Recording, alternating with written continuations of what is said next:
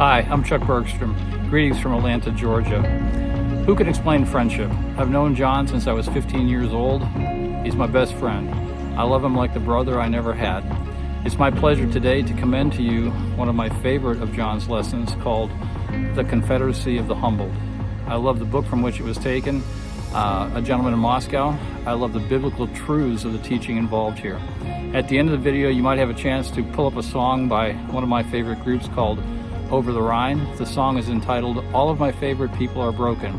It ties in great with the video. If you get a chance, listen to it. Enjoy John's teachings. Blessings to you. Thanks so much.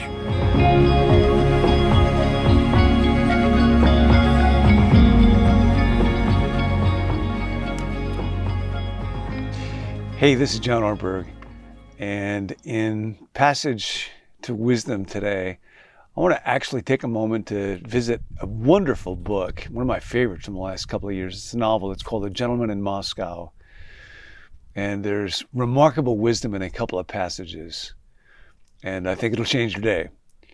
It's about a count who lost his position, his wealth, his prestige in the Russian Bolshevik Revolution. He ends up living basically under house arrest in this once grand, now decaying hotel in Moscow. And one of the other characters in it is a woman named Anna, who had been a beautiful and famous and very successful movie star, but was betrayed, humiliated, and both of them are living now in a state of disgrace. And here's a remarkable passage that the author writes. When one experiences a profound setback from an enviable life, one has a variety of options. Spurned by shame, one can hide the evidence of their change in circumstances. So a merchant, having gambled away all of his money, might wear his suits until they were frayed, and tell anecdotes about life in clubs to which he no longer belongs. Or, in a state of self-pity, one may retreat from the world in which one was blessed to live. So a long-suffering husband, having been publicly shamed by his wife, might be the one to move out of a house and into a poor, dark apartment on the other side of town. Or, like the Count and Anna, one may simply join the Confederacy of the Humbled. And in the Confederacy of the Humbled, you don't try to hide, you don't try to go someplace else, you don't try to avoid, you don't try to escape, you don't try to pretend, you don't try to convince, you simply allow reality to be what it is. Dallas Willard, my wife is fond of saying, would sometimes talk about humility simply in terms of acknowledging reality, and reality will be really, really humble. Sooner or later, there's a real good chance that you will be invited to join the Confederacy of the Humbled. And this is part of what the author goes on to say about this. Again, it's A Gentleman in Moscow, an amazing book.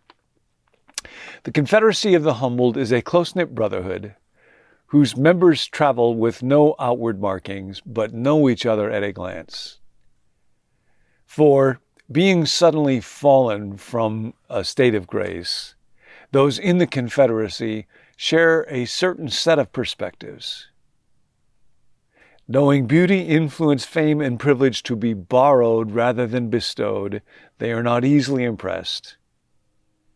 They are not quick to envy or take offense. They certainly do not scour the papers searching for their names, or we might say in our day, they don't Google themselves a lot. They're not counting up followers or likes. They remain committed to living among their peers, but they greet adulation with caution, ambition with sympathy, and condescension with an inner smile. This is the Confederacy of the Humbled. And it was begun a long time ago by a man named Jesus, who left a formerly enviable position in life, left that state of grace, who, being in very nature God, did not consider equality with God to be grounds for grasping, but poured himself out, taking on the very form of a servant, being found in appearance as a human being. He joined the Confederacy of the Humbled. He humbled himself. He became obedient to death, even death on a cross. And he invites you and I, anybody who wants to, anybody who falls from an enviable position in life, to enter into his little community, the Confederacy of the Humbled. Not to run and hide in shame, not to try to disguise the condition of your life, not to try to retreat in self-pity, just simply to be here. And I find those words really helpful reminder of what I'm called to, what I might try to do. The Count in this book has another wonderful observation. At one point, a woman leaves a child with him, and the child is only maybe 4 years old, but the mother is unable ever to return, and so the Count ends up becoming a surrogate father. And this man, who had been quite a charming aristocrat, benign, but quite self-centered, quite devoted to his polished and privileged way of life, and then ends up having to live in the cramped servants' quarters in a humiliating way in this hotel where once he would have ruled. This man, who had all the conveniences of life at his fingertips, and those are the things that we think of as being part of the good life that we're trying to achieve, lost them all, and ended up being enormously inconvenienced, particularly by this child and then by his circumstances. And so whatever goods he has to go to the raising of this child. His time, his obligations, his freedom are all gone. And in the end, here's the observation he makes about this. He's talking to one of the characters, and he says, "These are the great conveniences of life. To be able to sleep until noon and have someone bring you breakfast on a tray. To be able to cancel an appointment at a moment's notice. And when you're at the top of the ladder, you can do that. To have a carriage always waiting for you at one party, ready to whisk you away at a moment's notice to another party. To sidestep marriage when you're young and the having of children altogether. These conditions are the conveniences of life, and I had them all. But in the end, it is the inconveniences that matter. But in the end, it is the inconveniences that matter. It is the being needed. It is the requirement of sacrifices. It is the giving of time. It is the looking at, how can I love this one? How can I devote myself to a person in a situation where I am not in control, but I can try to give it the best that I have? How can I have a life that is not my own? It is, in the end, life is not about the accumulation of circumstances. It is not about the accumulation of conveniences. It is the inconveniences that matter. And this too we learn from the founder of the Confederacy of the Humbled, who left his privileged life in heaven, though he was rich, yet became poor.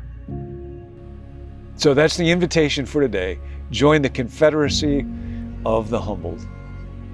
And remember, it's the inconveniences that matter. So when they come to you today, the need to do an errand for somebody, the need to fix something, or serve in some way, or give something, or somebody interrupts your time when you were not planning on it, or there's a need for something. In the end, it's the inconveniences that matter. So embrace being inconvenienced today. Embrace joining the Confederacy of the Humbled. And I'll see you next time. Hey, thanks for joining us here at BecomeNew.me. My name is Tim. We're a community of people that believe the most important thing about our lives is not the things that we achieve or how well we achieve them, but it is the kind of people that we are becoming. So each day you can expect to receive, Monday through Friday, about 10 minutes of inspiring, challenging, encouraging teaching about the kind of person you're becoming. So we hope that you'll join us for that journey. If you want to make sure and never miss an episode, you can subscribe to our YouTube channel, or you can text the word BECOME to the number 855-888-0444.